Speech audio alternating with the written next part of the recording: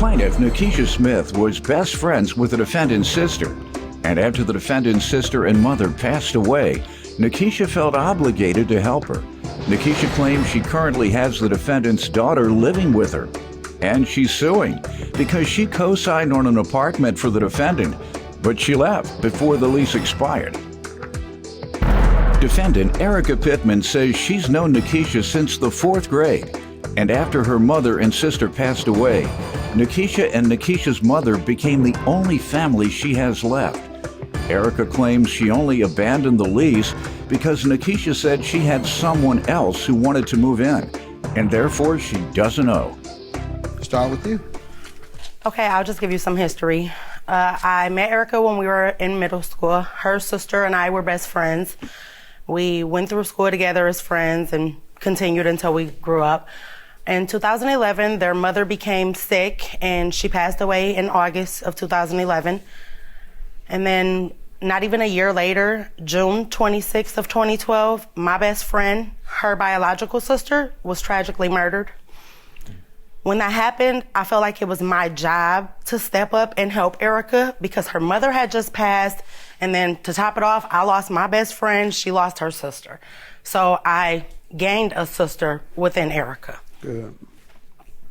From that time, I felt like it was my job to help her. When Sandra passed away, she moved to Grand Rapids, Michigan, and she was back and forth from Flint to Grand Rapids. Currently, I still feel like I'm obligated to help her, as I have my niece, her daughter. She's staying with me now, currently, and Erica is staying in Flint, Michigan. So it's like she doesn't have anyone but me. You wanna give me some background?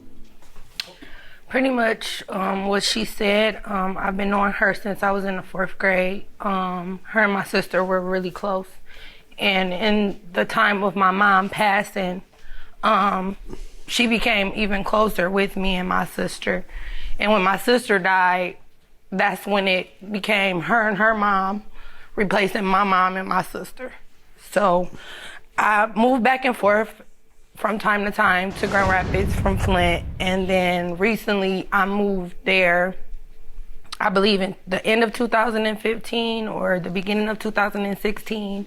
And from that point, I had my own place, and then I ended up losing that place. And we came up with this co-signing thing on this apartment. And I got married in March. And from that point, I was coming back and forth from Flint to Grand Rapids, and it kind of caused tension between me and her. You were married in March? Yes, March 22nd of 2017. And when did you know you were getting married in March?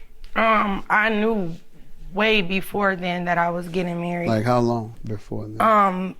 Months, weeks at a time.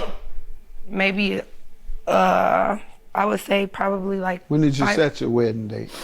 Probably like 5 or 6 months prior to. Okay. So you knew about in October. Yeah.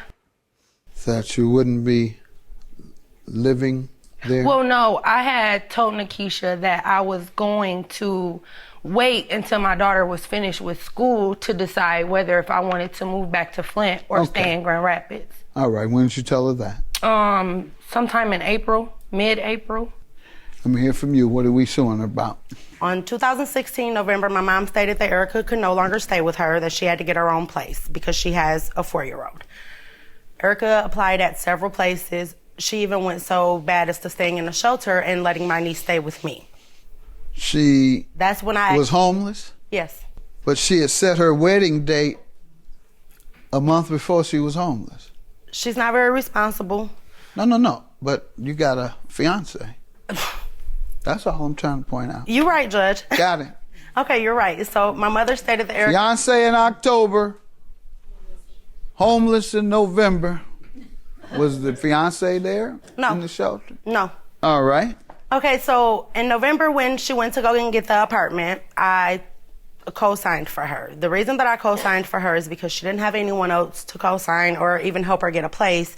And at that time, I felt like I didn't want my niece... Did you know that she was engaged? No. I didn't attend the wedding. My niece, her daughter, didn't attend the wedding.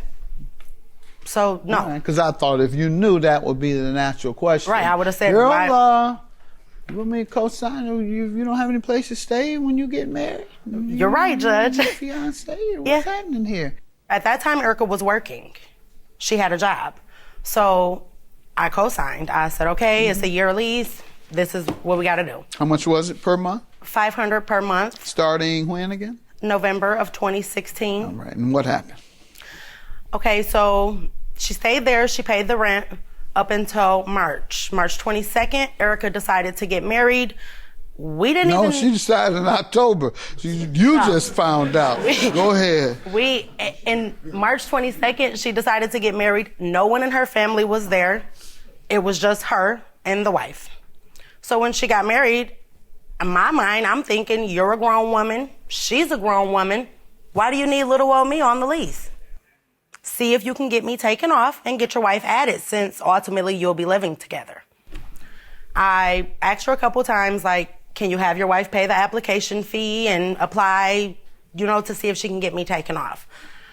On April 25th, I got Apply with the landlord. Yep. To see if the landlord will allow them to assume the lease. Yes, because if not, because that's the only way you can get off the hook. Right. Mm-hmm. So April 25th, I received an email from the landlord stating that her wife had applied, but she had been denied, and that she could not live on the premises. And because she was living on the Couldn't premises, even live there. she could not live there. No. There was no extra person allowed. Some leases are like that. Yeah, they wouldn't let. They would only let Erica and my niece. All right. Not like she's banned from the city type situation. No, she's not banned from All the right, city. so I was wondering, and then you say the landlord won't even let her step on the premise. No, the landlord says she cannot stay there. Well, that just sounds like you're banned. In so many words, From yes. the city. Not her. In so many words, yes. Fiance, Yeah. landlord say, don't step on the premises.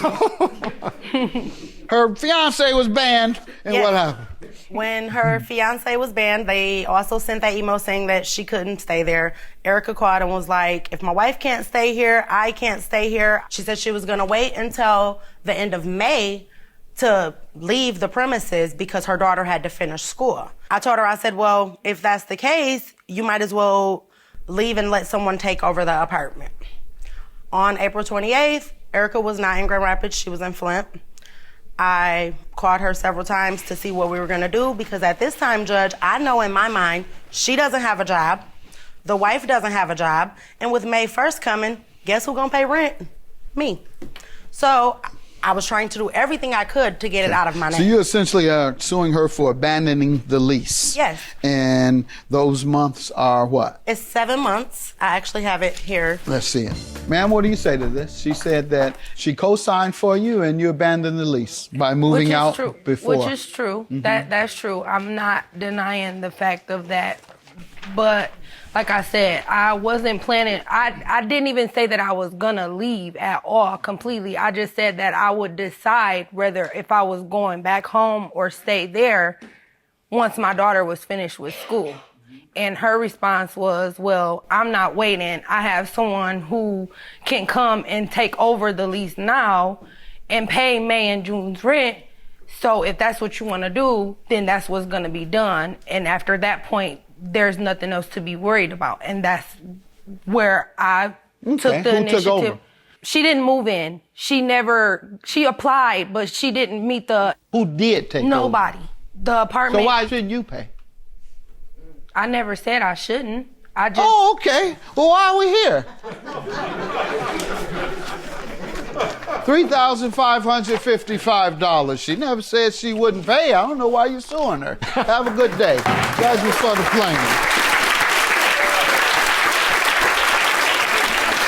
I just want her to know that I do love her, and I'm aiming towards doing better and trying to get my baby back. So. You know I love you, dude. I just be feeling obligated to deal with you.